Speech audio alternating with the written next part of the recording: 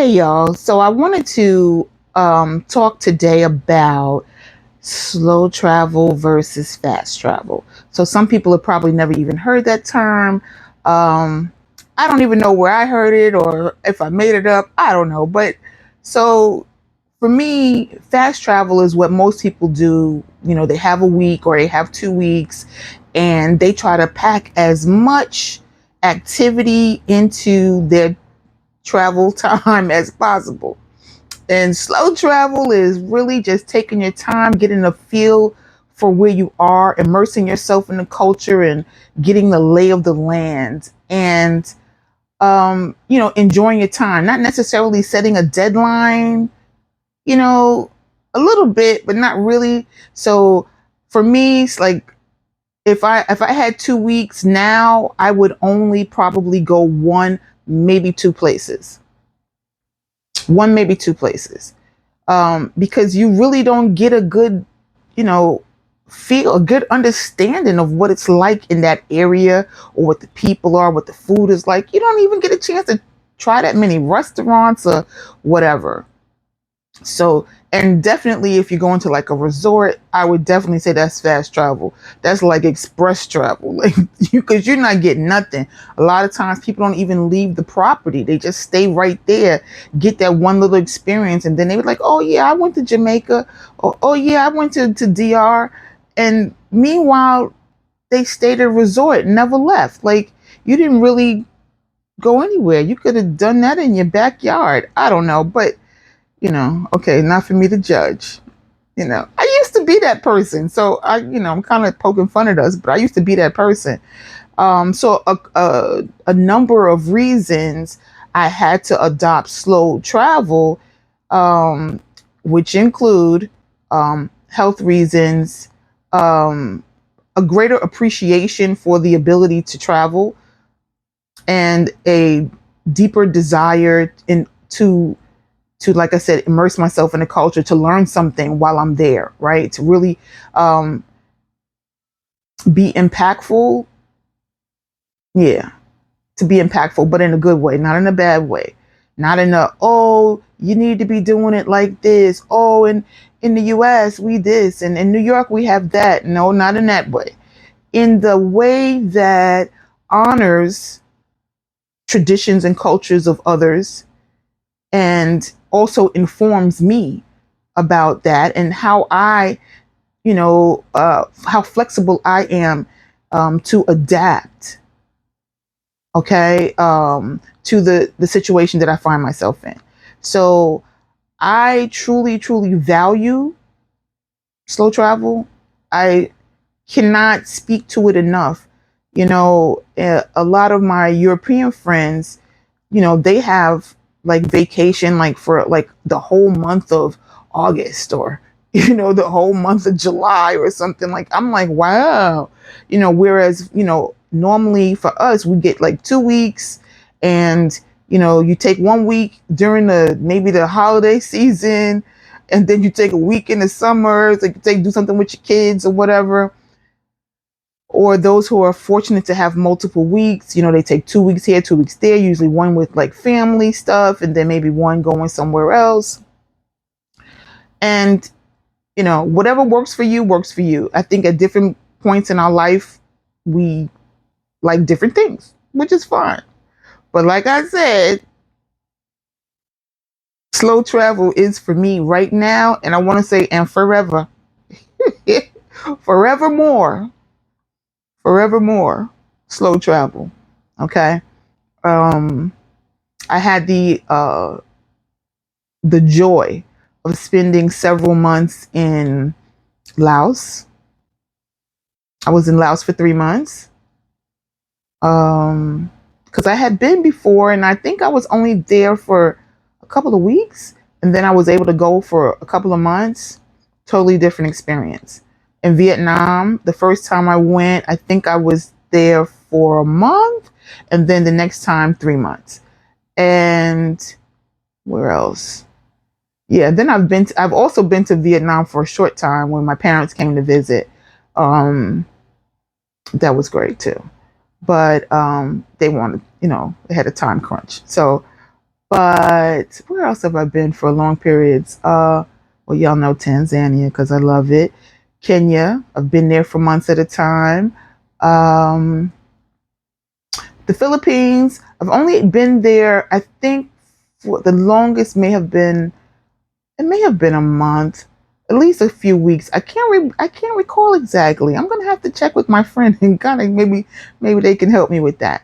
But I say all this to say, and oh, let me not forget the where it all began really with the real long term travel, slow travel was in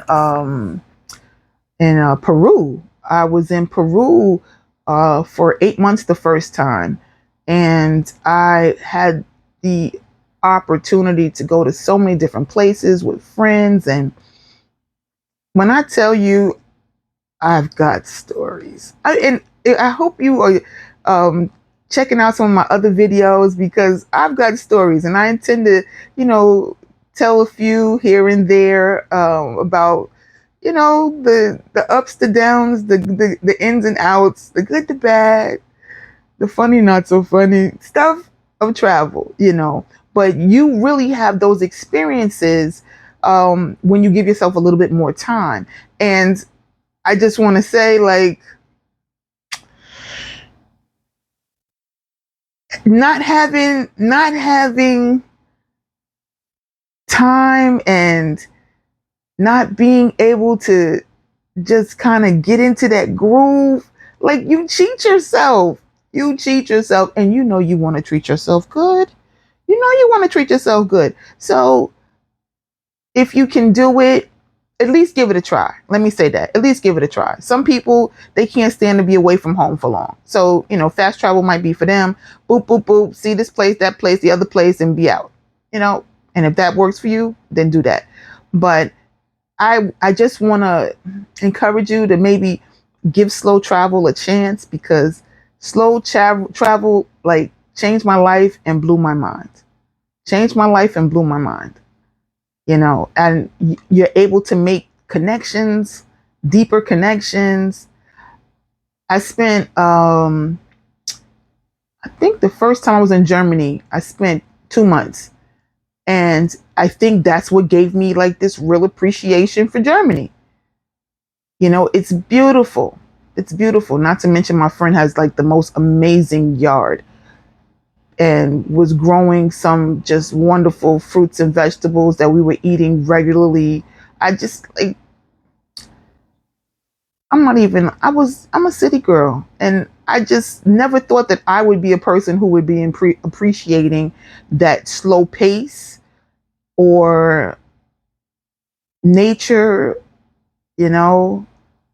But when you travel slow, you get to appreciate the birds. I love clouds.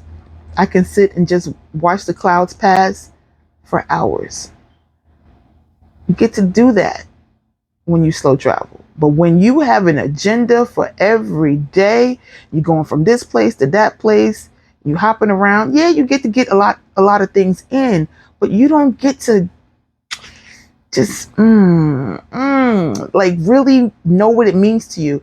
I had a one of my sorors, and dear friends came to visit me in Tanzania, and her flight got canceled, and she had to get one the following day. She was already going to be coming for a short period. It was only like, I think, 11 or 12 days. And it takes like basically a day to get there and a day to get back. So now, you're down to 9. So now when your flight is canceled, now you're down to 8. So we had to pack everything in. Let me tell you, I was so tired because I just don't travel like that anymore. But we had a ball. We had an absolute blast. We went to we went on safari. Went on a three night 4 day safari. Yeah, 3 night 4 day safari. So we hit like Ngorongoro Crater, Serengeti National Park. I feel like there was someplace else I should recall, but I don't. But anyway, we definitely went those places. And we went to Zanzibar to a resort at the end, and in between we went to uh, my TZ daughter's um, um, to her husband's village, and for a Maasai ceremony, and where they gave her a name. So anyway, we like packed all of this into like 8 days. 8 days. And when I tell you, I was so tired. But like I said, we did the resort thing at the end in Zanzibar. And I think that helped, to give us both a little bit of a respite. We weren't really trying to do too much. And then we kind of indulged ourselves in some spa activities, which was nice. But she said, like, the next time she comes, she like absolutely wants to do it for a longer time, a longer period, because you get a little taste, but you don't get a chance to really immerse yourself. You know, like you get a taste, and if a taste is all you need, then do it. Do the fast travel. But if you are like me, or you're willing to give it a shot, I'm saying try slow travel. You get up late. Today you go and do something. Tomorrow you might not. You feel like, I got an inkling of like maybe go to town and walk around.